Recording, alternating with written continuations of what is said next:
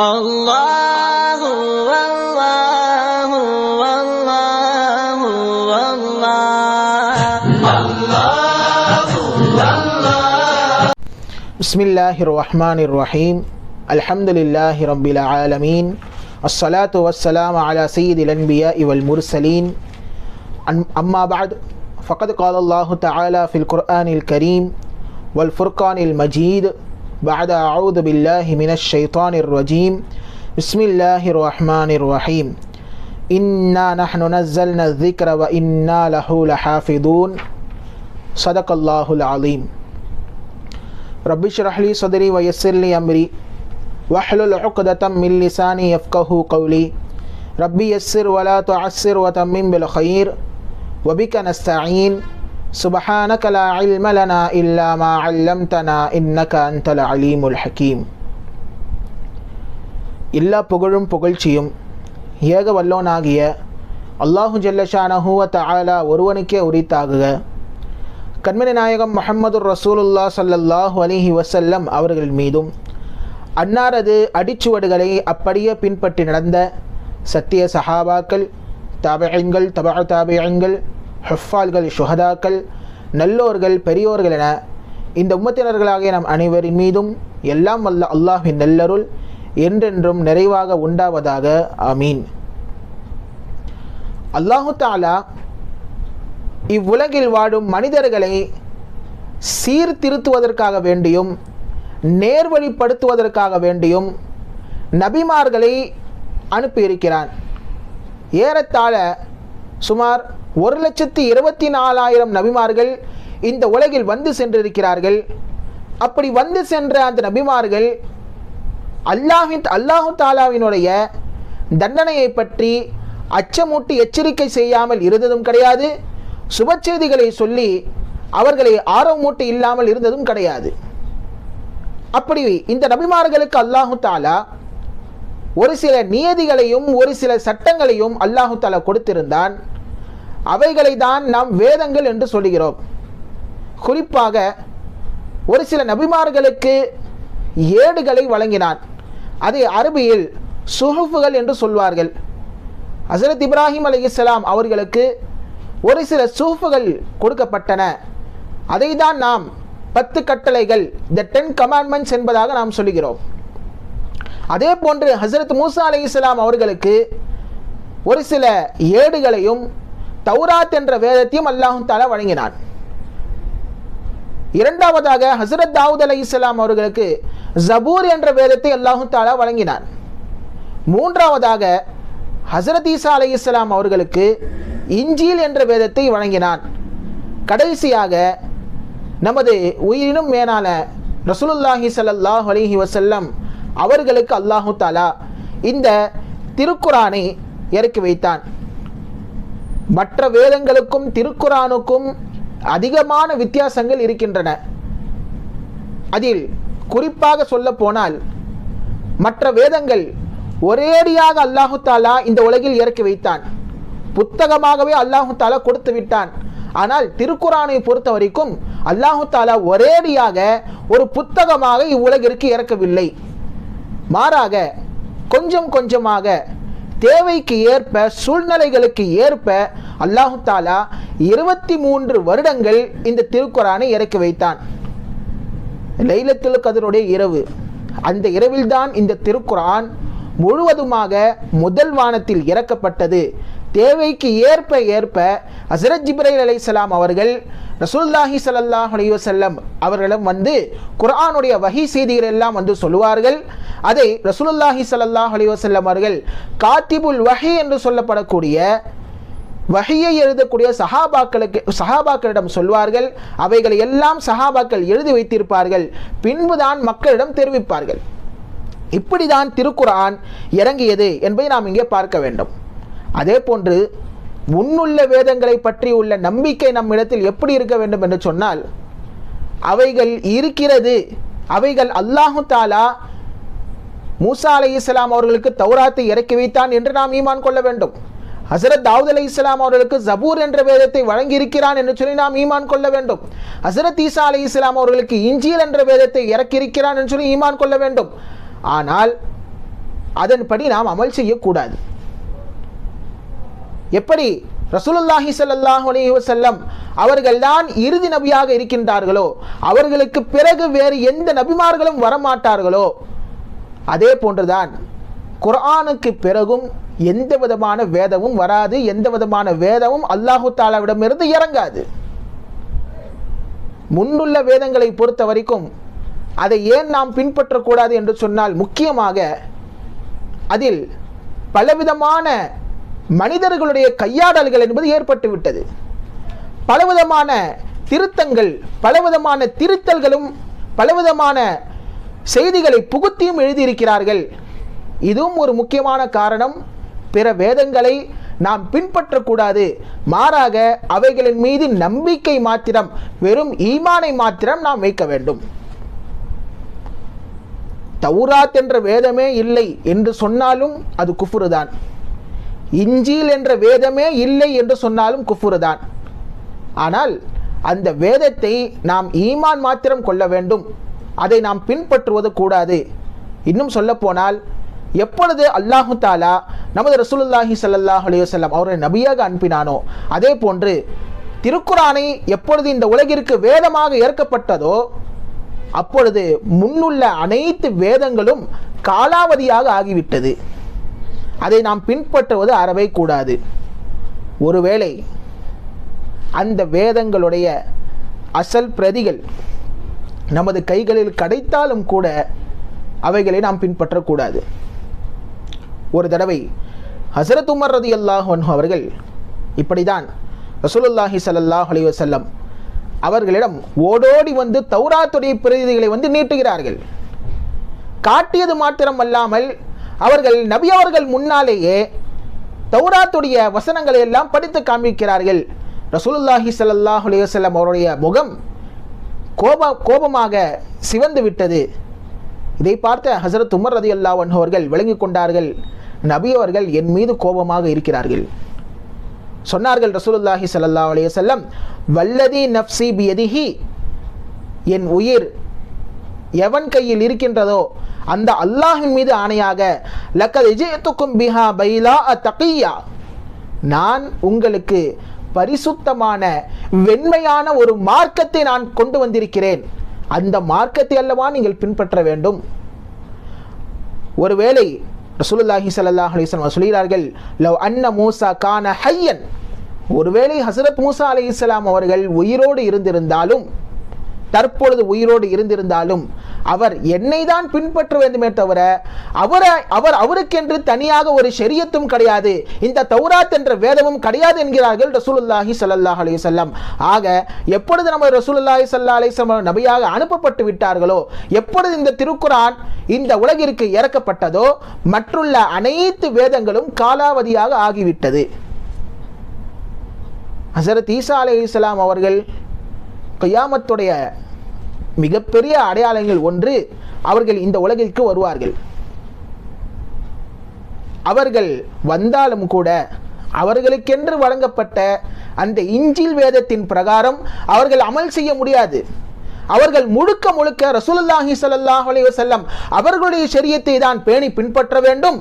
அவர்கள் குர்ஆனை தான் அவர்கள் பேணி பின்பற்ற முடியுமே தவிர, அவர்களுக்கென்று ஒரு தனி ஷரியத்தை அல்லாஹு தஆலா அதற்கு முன்னர் கொடுத்திருந்தான், அதை எடுத்து அவர்கள் அமல் செய்ய முடியாது என்பதையும் நாம் இங்கே கவனத்தில் கொள்ள வேண்டும். சரி, குர்ஆனில் எந்த விதமான கையாடல்களும் ஏற்படவில்லையா என்றால், ஆம், உண்மைதான். தற்பொழுது வரைக்கும் குர்ஆன் இறங்கி 1400 ஆண்டுகளுக்கு மேலாக ஆகிறது. இதுவரைக்கும் திருக்குர்ஆனில் எந்த விதமான கையாடல்களும் நிகழவில்லை. ஏனென்றால் இதனுடைய பொறுப்பை, குர்ஆனை பாதுகாக்கக்கூடிய பொறுப்பை அல்லாஹ் தன் கைவசத்தில் வைத்திருக்கிறான். அல்லாஹு தஆலா திருக்குர்ஆனில் சொல்கிறான், சூரத்துல் ஹிஜ்ரில் பதிவாகி இருக்கிறது, இன்னா நஹ்னு நஸல்னா ذிக்ர வ இன்னா லஹு லஹாஃபிதூன், இந்த திருக்குர்ஆனை நாம் தான் இறக்கினோம், வ இன்னா லஹு லஹாஃபிதூன், நாம் தான் அந்த வேதத்தை பாதுகாப்போம் என்று சொல்லி அல்லாஹு தஆலா சொல்கிறார். எப்பொழுது அல்லாஹு தஆலாவே அதனுடைய எடுத்துக்கொண்டானோ, அதனுடைய பொறுப்பை எடுத்துக்கொண்டானோ, அப்பொழுது அந்த வேதம் தற்பொழுது வரைக்கும் அல்ல, கியாமத்து வரைக்கும் பாதுகாப்பாக தான் இருக்கும் என்று சொல்லி எந்த விதமான சந்தேகமும் கிடையாது. நபி ஸல்லல்லாஹு அலைஹி வஸல்லம் அவருடைய காலத்தில் குர்ஆனை எழுதுவதற்காக வேண்டி காத்திபுல் வஹி என்று சொல்வார்கள். அதாவது ரசூலுல்லாஹி ஸல்லல்லாஹு அலைஹி வஸல்லம் அவர்களுக்கு வஹி வரும். அந்த வஹையை நபி அவர்கள் காத்திபுல் வஹீரம், அதாவது நபி அவர்கள் கூடவே அந்த சஹாபாக்களை வைத்திருப்பார்கள். கிட்டத்தட்ட 14 சஹாபாக்கள் நபி அவர்கள் சொல்ல சொல்ல இந்த குர்ஆனை எழுதுவார்கள். இப்படிதான் குர்ஆன் மக்களிடம் கொண்டு போய் சேர்க்கப்பட்டது. அப்படி இந்த குர்ஆன் எப்படி பாதுகாக்கப்பட்டது என்று சொன்னால், ஒரு சிலர்கள் மனதால் மனப்பாடம் செய்து கொண்டார்கள். இன்னும் ஒரு சிலர்கள் செங்கலில் எழுதி வைத்திருந்தார்கள், இலை தலைகளில் எழுதி வைத்திருந்தார்கள். ஒட்டகத் தோள்களிலெல்லாம் குர்ஆனுடைய வாசகங்கள் எல்லாம் எழுதி வைத்து பத்திரமாக பாதுகாப்பாக வைத்திருந்தார்கள். ஏனென்றால் அந்த காலத்தில் காகிதங்களோ புத்தகங்களோ குர்ஆன் பதிவு செய்யப்படவில்லை. நாம் தற்பொழுது நமது கண்களுக்கு முன்னால் பார்க்கக்கூடிய குர்ஆன் ரசூலுல்லாஹி ஸல்லல்லாஹு அலைஹி வஸல்லம் காலத்தில் இல்லை. எப்பொழுது இந்த தேவை ஏற்பட்டது என்று சொன்னால், யமாமா என்ற ஒரு யுத்தம் நடக்கும் வரைக்கும் அந்த ஒரு தேவை என்பது ஏற்படவில்லை. காத்திபுல் வஹியாக இருக்கக்கூடிய ஹஸரத் ஸைத் இப்னு சாபித் ரலியல்லாஹு அன்ஹு இவர்கள் சொல்கிறார்கள், ரசூலுல்லாஹி ஸல்லல்லாஹு அலைஹி வஸல்லம் அவர்களுக்கு வஹி வரும். அப்பொழுது ரசூலுல்லாஹி ஸல்லல்லாஹு அலைஹி வஸல்லம் அவர்களுக்கு வஹி வந்துவிட்டால், அதாவது ஜிப்ரீல் அலைஹிஸ்ஸலாம் அவர்கள் குர்ஆனுடைய வாசகங்களை எல்லாம் நபி அவர்களுக்கு சொன்னால் அவர்களுடைய உடம்பு எல்லாம் வியர்த்து விறுவிறுத்து போய்விடும். பயங்கரமான வேர்வை விடும். இன்னும் சொல்ல போனால் குளிர்காலமாக இருக்கும். அந்த குளிர்காலத்தில் நமக்கு வேர்வை என்பது வராது. ஆனால் ரசூலுல்லாஹி ஸல்லல்லாஹு அலைஹி வஸல்லம் அவர்களுக்கு குளிர்காலமாக இருக்கும் சமயத்தில் வஹி வந்தால் அவர்களுக்கு வேர்வை வரும். அந்த அளவிற்கு குர்ஆனுடைய கடிதத்தை ரசூலுல்லாஹி ஸல்லல்லாஹு அலைஹி வஸல்லம் அவர்களால் தாங்க முடியாது. அந்த வாசகங்கள் எல்லாம் கேட்டு எனக்கு ரசூலுல்லாஹி ஸல்லல்லாஹு அலைஹி வஸல்லம் அவர்கள் நீ எழுது என்பதாக சொல்வார்கள். நான் அந்த வாசகங்களை, திருக்குர்ஆனுடைய வாசகங்கள் எல்லாம் நான் எழுதுவேன். எழுதி நான் எழுதியிருக்கும் பொழுது சொல்கிறார்கள், ஹத்தா தகாது ரிஜலை தன்கசிரு மின் சிக்கலில் குர்ஆன், எனது 2 கால்கள் ஒடிந்து விடுமோ என்ற பயம் இருக்கும். ஏன் தெரியுமா? நான் உட்கார்ந்து திருக்குர்ஆனுடைய வாசகங்களை எழுதி கொண்டிருந்தேன். அதனுடைய வெயிட்டை, அதனுடைய பாரத்தை என்னால் தாங்க முடியவில்லை. எங்கே எனது 2 கால்களும் ஒடிந்து விடுமோ என்று பயந்தேன் என்றார்கள் ஹஸரத் ஸைத் இப்னு சாபித் ரலியல்லாஹு அன்ஹு. கடைசியாக ரசூலுல்லாஹி ஸல்லல்லாஹு அலைஹி வஸல்லம் சொல்வார்களாம், ஃபஇதா ஃபரகது, நான் எழுதி முடித்து விட்டால், கால் இக்ரா, எங்க நீங்க ஓதி காட்டுங்க என்பதாக ரசூலுல்லாஹி ஸல்லல்லாஹு அலைஹி வஸல்லம் அவர்கள் என்னிடம் கேட்பார்கள். ஃபக்ரஉஹு ஃபஇன் கான ஃபீஹி ஸக்கத்துன், ஒருவேளை நான் ஓதும் பொழுது ஏதாவது பிழை என்பது ஏற்பட்டிருந்தால் அதை ரசூலுல்லாஹி ஸல்லல்லாஹு அலைஹி வஸல்லம் அவர்கள் திருத்தி விடுவார்கள். சும்ம அக்ருஜ் பிஹி இலன் நாஸ், அதை தான் நான் மக்களிடம் நான் சொல்லுவேன். அந்த வசனங்களை ரசூலுல்லாஹி ஸல்லல்லாஹு அலைஹி வஸல்லம் அவர்கள் எதை திருத்தி தருகிறார்களோ, ஒருவேளை நான் ஓதுவதில் தவறு இருந்தால், அவர்கள் சொல்லும் பொழுது ஏதாவது தவறு என்பது ஏற்பட்டிருந்தால், அந்த விஷயங்களை ரசூலுல்லாஹி ஸல்லல்லாஹு அலைஹி வஸல்லம் அப்பொழுதே தெளிவுபடுத்தி விடுவார்கள், அந்த தவறை திருத்தி விடுவார்கள். பிறகு நான் மக்களிடத்தில் நான் சொல்வேன் என்பதாக ஹஸரத் ஸைத் இப்னு சாபித் ரலியல்லாஹு அன்ஹு அவர்கள் இந்த ஹதீஸை அறிவிக்கிறார்கள். இந்த ஹதீஸ் தபரானி ஷெரீஃபில் பதிவு செய்யப்பட்டுள்ளது. ஆக இப்படிதான் திருக்குர்ஆனை பாதுகாக்கப்பட்டது. இன்னும் சொல்ல போனால் ரசூலுல்லாஹி ஸல்லல்லாஹு அலைஹி வஸல்லம் அவர்கள் வருடம் ஹஸரத் ஜிப்ரீல் அலைஹிஸ்ஸலாம் அவர்கள் வந்து ரமலான் மாதத்தில் வந்து குர்ஆனை சரி பார்ப்பார்கள். ரமலான் மாதத்தில் தான் குர்ஆன் இறங்கியது. அதே ரமலான் மாதத்தில் தான் ஹஸரத் ஜிப்ரீல் அலைஹிஸ்ஸலாம் வந்து இறக்கிய வரைக்கும் ரசூலுல்லாஹி ஸல்லல்லாஹு அலைஹி வஸல்லம் அவர்களுடைய குர்ஆன் சரியாக இருக்கிறதா என்று சொல்லி ஜிப்ரீல் அலைஹிஸ்ஸலாம் அவர்கள் பாடம் கேட்பார்கள். ரசூலுல்லாஹி ஸல்லல்லாஹு அலைஹி வஸல்லம் அவர்கள் பாடத்தை சொல்லுவார்கள். கடைசியாக நபி அவர்களுடைய கடைசி ரமலானில் மாத்திரம் 2 தடவை வந்து ஹஸரத் ஜிப்ரீல் அலைஹிஸ்ஸலாம் அவர்கள் பாடம் கேட்டார்கள் என்பதாக ரசூலுல்லாஹி ஸல்லல்லாஹு அலைஹி வஸல்லம் அவர்கள் சொன்னார்கள். ஆக அதுவரைக்கும் நபி அவர்கள் இருந்த காலம் வரைக்கும் திருக்குர்ஆன் பல உள்ளங்களில் மனப்பாடமாக இருந்தன. இலை தலைகளில், ஒட்டக தோள்களில், செங்கலில் எல்லாம் எழுதப்பட்டன.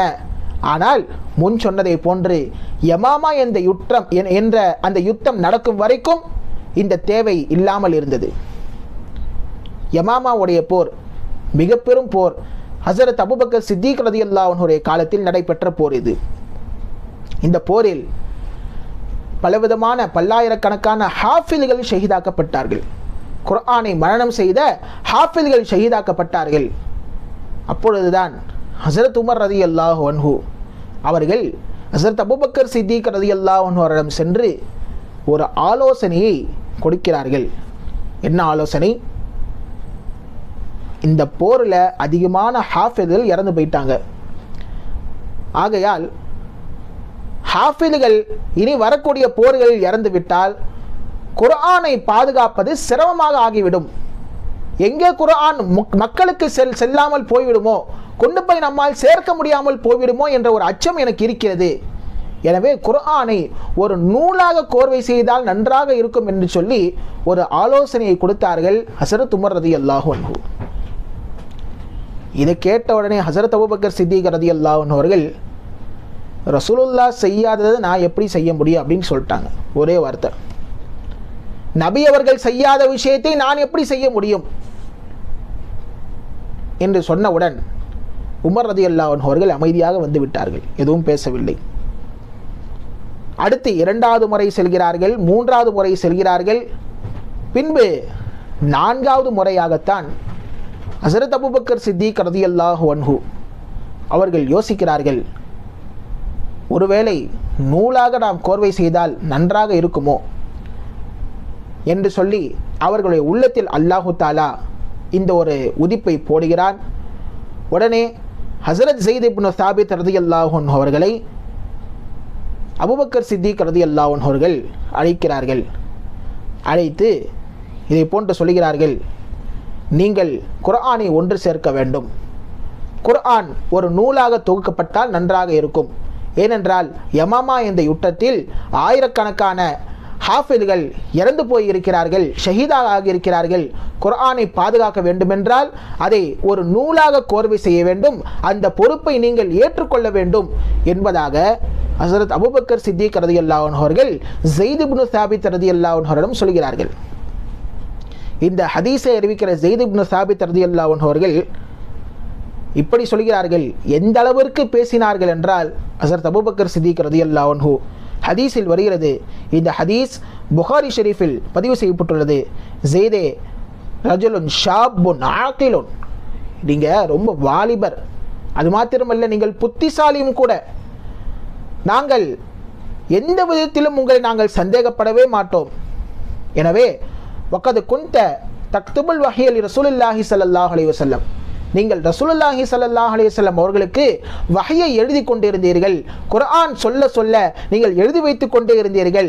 எனவே அந்த வேத வசனங்களை எல்லாம் நீங்கள் ஒன்று திரட்டி ஒரு புத்தகமாக, ஒரு நூலாக நீங்கள் கோர்வை செய்ய வேண்டும் என்று சொல்லி ஹஸரத் அபூபக்கர் சித்திக் ரலியல்லாஹு அன்ஹு அவர்கள் கேட்டவுடன் ஹஸரத் ஸைத் இப்னு சாபித் ரலியல்லாஹு அன்ஹு அவர்கள் இந்த பதிலை தான் சொன்னார்கள். என்ன தெரியுமா? ஃபவல்லாஹி, அல்லாஹின் மீது சத்தியமாக, லவ் கல்லஃபூனி நக்கல ஜபலின் மின் ஜிபாலி மா கான நக்கலி அலா மிம்மா அமரணி பிஹி, நீங்கள் என்னை ஒரு மலையை காட்டி இந்த மலையை இந்த இடத்திலிருந்து வேறொரு இடத்திற்கு மாற்று என்று சொன்னாலும் நான் மாற்றி விடுவேன்.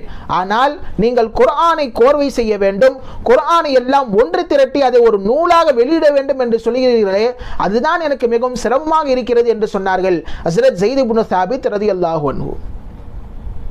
பின்பு அவர்களும் கேட்டார்கள், ரசூலுல்லாஹி ஸல்லல்லாஹு அலைஹி வஸல்லம் அவர்கள் செய்யாததை நான் ஏன் செய்ய வேண்டும்? அவர்களுக்கு தெரிந்திருக்காதா இது மக்களுக்கு தேவையாக இருக்கும், தேவையாக இருக்காது என்று சொல்லி தெரிந்திருக்காதா?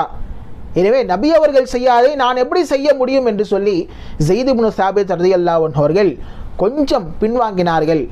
ஆனால் அவர்களுடைய உள்ளத்திலும் அல்லாஹு தாலா இந்த ஒரு உதிப்பை போட்டான்.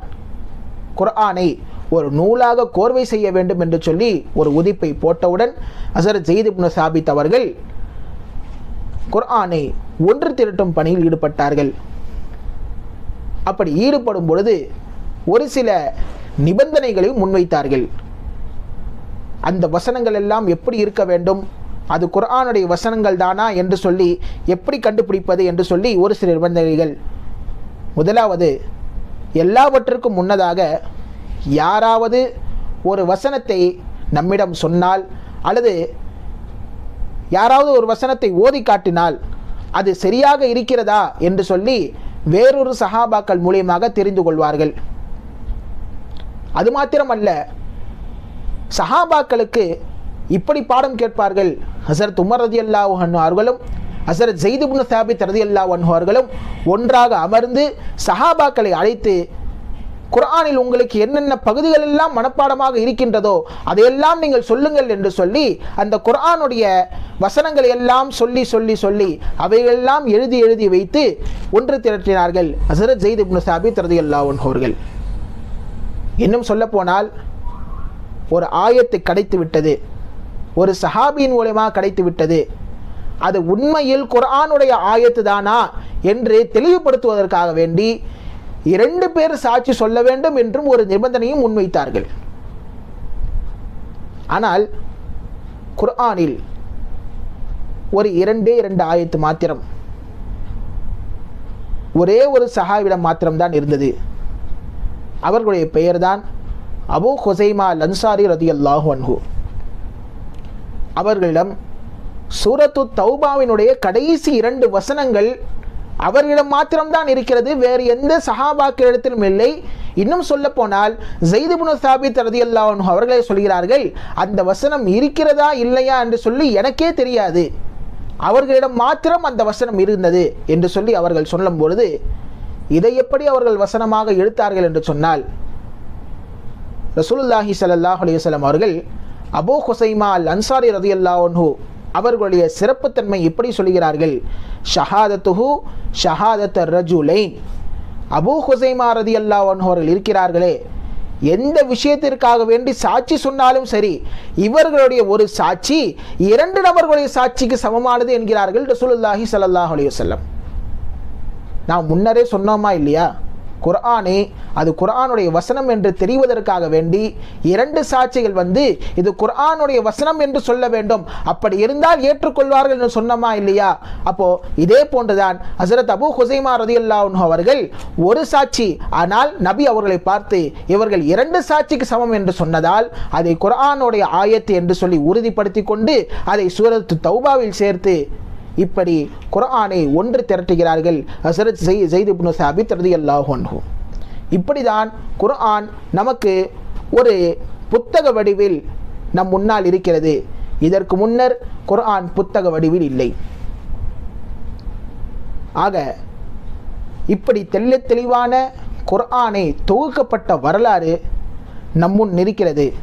ஆனால் நீங்கள் மற்ற வேதங்களை நீங்கள் பாருங்கள், இஞ்சில் என்று சொல்லப்படக்கூடிய புதிய ஏற்பாடாக இருக்கட்டும், தௌராத் என்று சொல்லப்படக்கூடிய பழைய ஏற்பாடாக இருக்கட்டும், அவைகளில் பலவிதமான குளறுபடிகளும் பலவிதமான கையாடல்களும் திருத்தல்களும் ஏற்பட்டிருக்கின்றன. ஒரு அறிவிப்பில் இப்படியும் வருகிறது, இஞ்சில் வேதத்தை 60,000 தடவை திருத்தம் செய்யப்பட்டதா. 60,000 தடவை. இப்போ 60,000 தடவை திருத்தம் செய்யப்பட்டதுன்னா அப்போ அது எப்படி உண்மைத்தன்மையாக இருக்கும் அந்த வேதம்? இன்னும் சொல்ல போனால் பைபிள் எப்பொழுது எழுதியது என்று சொல்லி ஒரு தனி ஆர்டிக்கலாகவே எழுதியிருக்கிறாங்க. ஹஸரத் ஈசா அலைஹிஸ்ஸலாம் அவர்கள் வானொலியில் உயர்த்தப்பட்டது 33 வயதில். அப்போ கிபி 33க்கு பிறகுதான் இந்த பைபிள் என்ற ஒரு வேதத்தையே எழுதுகிறார்கள். அதனுடைய பெயரிலே தேர்வில்லையா, புதிய ஏற்பாடு. தௌராத்துக்கு பழைய ஏற்பாடு, அதை மனிதர்கள் தான் ஏற்பாடு செய்திருக்கிறார்கள்.